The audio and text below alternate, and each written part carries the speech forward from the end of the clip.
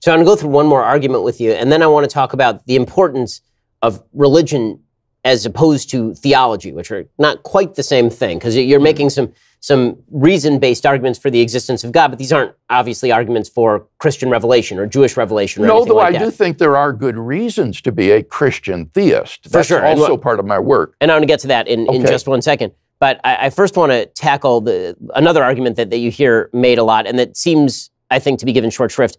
The ontological argument, the St. Anselm argument. So the ontological argument, if you could spell that out, and then why people seem to get this so wrong, because the way they posit it is that it's this simplistic argument. If we just posit an island, then you could somehow debunk it, which would make no sense because any person could have discovered that when St. Anselm said it, as opposed to spending hundreds of years trying to figure it out. So what is the ontological argument? The ontological argument, in a nutshell, says that if it's even possible that God exists, then it follows that God actually exists.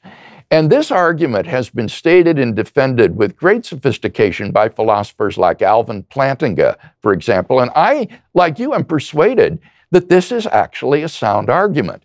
And basically what Plantinga says is, define a maximally great being to be a being that is metaphysically necessary, omnipotent, omniscient, and morally perfect.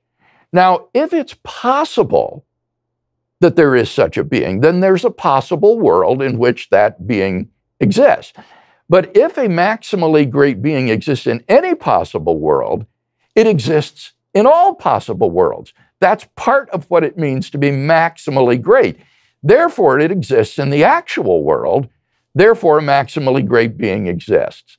And the steps of this argument, your viewers may be surprised to learn, are actually relatively uncontroversial. The whole argument stands or falls with the first premise.